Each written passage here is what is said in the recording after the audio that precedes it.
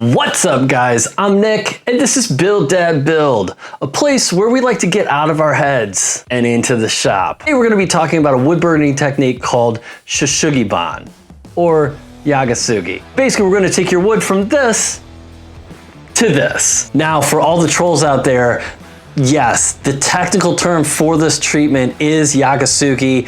Shou Sugi Ban is a misnomer. However, internet searches, search engine optimization, and just basic people searching terms on the internet has made this treatment synonymous with Shou Sugi Ban. So I'm sorry to give you less to bitch about in your basements, but Shou Sugi Ban it is. Okay, so today we are gonna go over the tools and the technique to get your wood to look like this. We're gonna talk about 3 different levels of wood burning. We're gonna talk about a surface burn, a deep burn, which is what this is, and then we'll talk about like a full-on char or GATOR finish.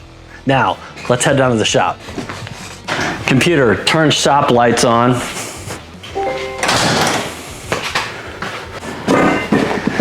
Now, before we talk about burning stuff, let's talk about some safety stuff. And I don't know why, but people get really angry when I talk about safety precautions when it comes to fire.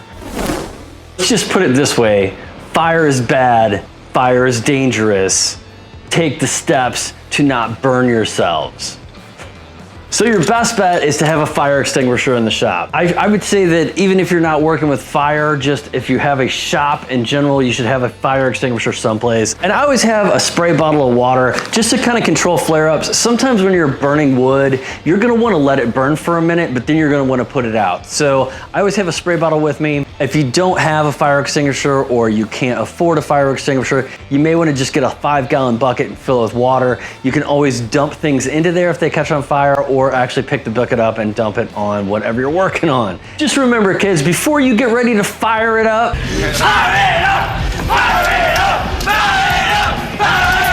don't be like those hooligans. Be safe out there. Next up, we're gonna talk torches. Now, when I started out, I was using this torch that just came from the big box store. It is the simplest torch I think you can buy. You just turn it on here, you have your own igniter, and you ignite it like that. This is great for doing surface burns and small pieces. I'll explain why having a large torch for surface burns over large areas is better later today. But like I said, this is what I started out with, the no frills version. Next, I graduated to a torch with a self-igniter and a higher output. I will link to all of this stuff in the description if you're interested in picking any of this stuff up. From there, I graduated to a weed torch. Yes, I said weed. You put your weed in here. This torch hooks up to a larger container of propane and has a higher output. Obviously, I don't have a thing in here, but you can imagine the torch is a little bigger on this one. This is much better for doing large surface areas or if you want a more concentrated burn. And finally, I landed on my grill blazers. These aren't just for fun. They do look really cool, but they do offer some safety options that the weed torch, yes, I said weed, do not. For instance, they have a tipping mechanism in them to where if you turn them too far this way, they will not dump propane out of the gun. These guys will attach to a small propane tank or a larger one. Just to give you an idea of the output. Now we cook it with gas, baby. These were originally designed to light barbecues, but I really like the way they look and I really like the way they work. If you're interested in Senior Puff Puff or El Jefe Fuego, I will link those in the description down below as well. Now, let's get outside. But wait! One thing I forgot to tell you is that we are gonna be working with white pine from the big box store. Part of a successful Shou Sugi Ban or burnt wood treatment is making sure you get interesting wood. Wood. Now this is one time that I'm gonna tell you, if you go to the big box store, you don't wanna buy the premium pine. Premium pine is picked out because it has very few knots in it. What you want to get an interesting design with a torch is you want to have these these larger areas of soft cellulose material. You want to have knots, you want to have these curves. These types of things are what makes this interesting when we're finished with it. Knots are what create interest in a final piece. Look at that. See these circles? That organic shape. That's what gives you what you're really looking for. Cut out just a piece of what you don't want to see, and that's this. A lot of times, even like what you really don't want to see is tighter grain pattern than this, but I just don't have any. Boring, right? Like just lines, straight lines. All those are gonna do is you're just gonna accentuate those straight lines. And I mean, if that's what you're going for, that's what you're going for, but that's not what we're trying to do when we're trying to create this artistic vibe with like a live wood. The ways to mitigate your wood from warping or to fix it if it does warp or cup. First things first, when you're burning, you wanna look at the end of it and you wanna see the C, and you wanna burn against the C. So you wanna burn on this side of the wood.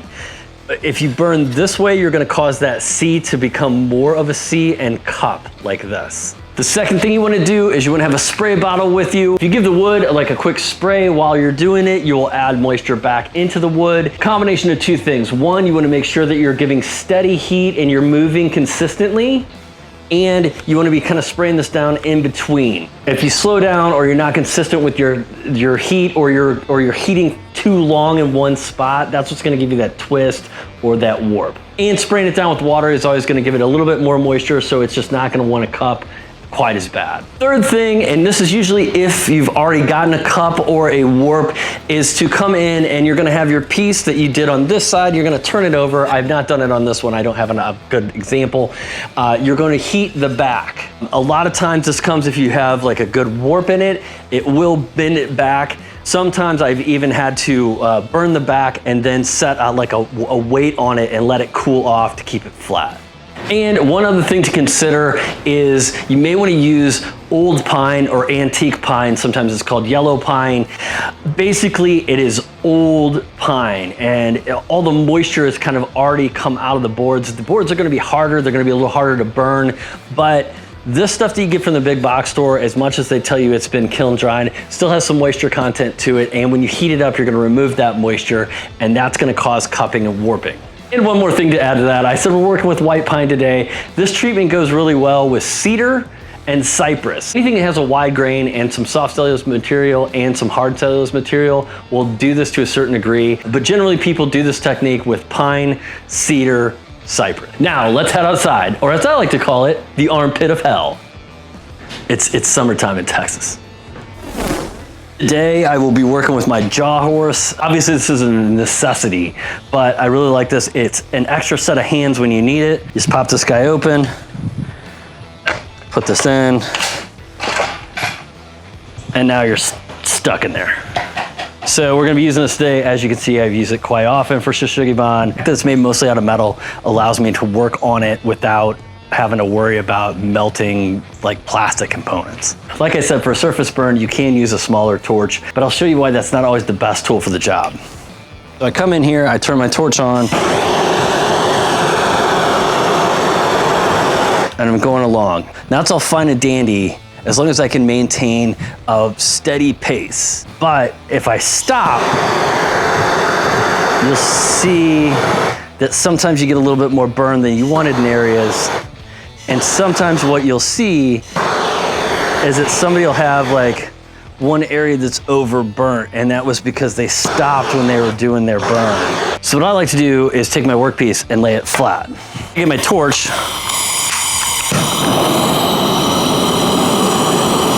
and I can do the whole thing in one pass. And I don't have to worry about accidentally overdoing it. Now I should have mentioned before, if you want to do this technique, you should sand to 120 before you burn. You can't really sand this after, or you'll reduce the contrast. You'll muddle it up. With this next technique, which I like to call the deep burn, you don't have to worry about sanding the board. When we remove the char with our brushes, we'll actually smooth this out. And we're gonna start out the same way with just putting our boards here. I'm gonna do more than one. This time the idea is to char the board completely. Take it all the way to a GATOR.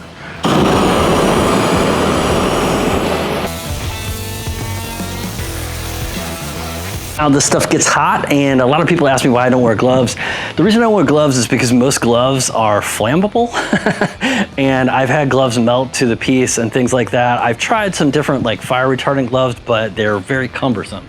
So a lot is just trying to be really careful when you pick up a piece.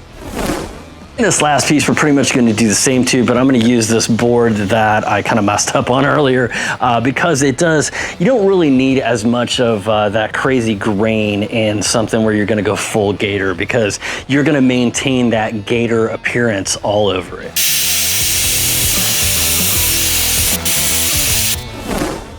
Okay, and while those pieces are cooling off outside and we are cooling off in the AC, let's talk about ways to brush the wood. Okay, when I started out, I was doing all of my char removal by hand.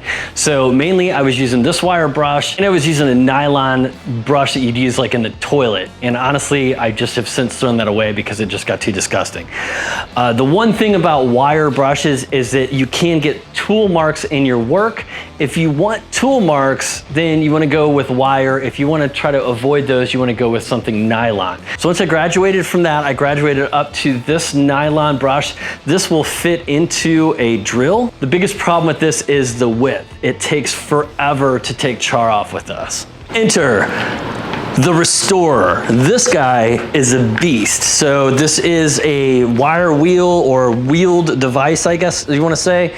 This is a nylon brush, but look at how wide that is. It plugs in, obviously, it's its own thing. This thing will strip paint, this will strip rust, this thing will refinish furniture. This is a one-stop material remover machine. We love it for Shou Sugi Ban because it makes our life super easy. So this is what we're gonna use to remove the char on the deep burn boards. This is where you see the jaw horse earn its keep.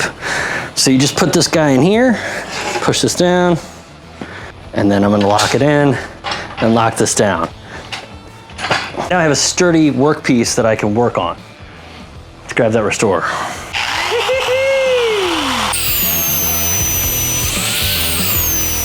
Now what you're looking for is you want 3 colors. You want a medium brown, you want a dark brown, and you want that light brown. So if you're not getting all 3 of those colors, you haven't gone deep enough.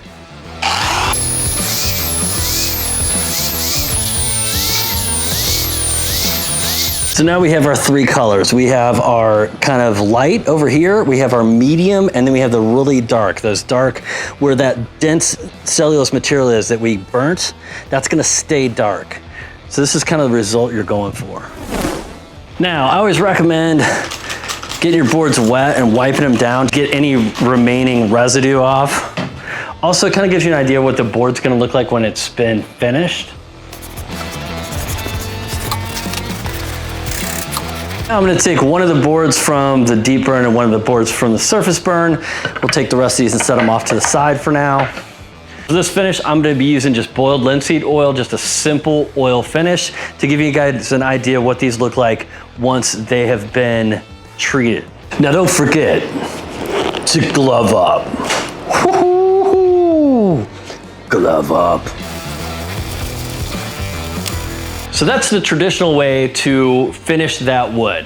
But I like to kick it up a notch. I like to turn it up to 11, if you know what I mean. And for all you trolls in the comments, I understand that not everybody likes dyed wood, but I do. My channel, deal with it. So today we're gonna be using some Folk Art Ultra Dye on some of the deep burn pieces. I'll do one of the surface burn pieces too, show you how the dye takes much better, in my opinion, to the deep burn than it does to the light burn.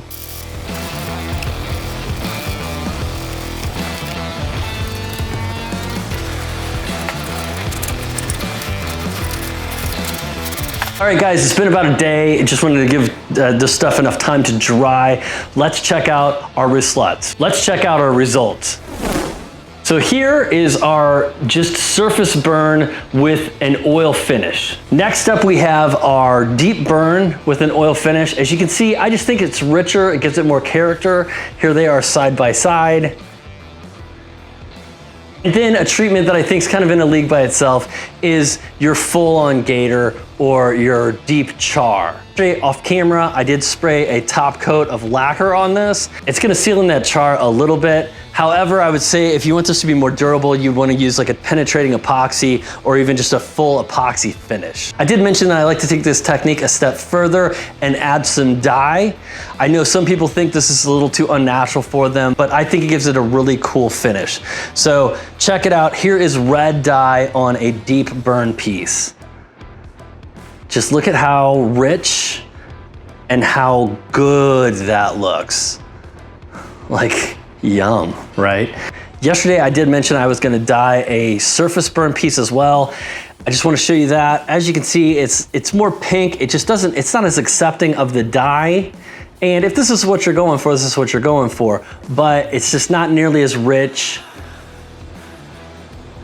And it just doesn't pick up as much of that quality of the dye. Next up, I went ahead and did a purple dye. I think this looks really slick. Purple is kind of my white whale when it comes to finishes. This one looks really good. I think that looks excellent just with all the depth and those knots, and it just looks sexy. Sexy, sexy. And then last up, I went ahead and used a yellow dye. Yellow, while still kind of unnatural, appeals to more folks because it does have kind of still an organic or a natural look to it.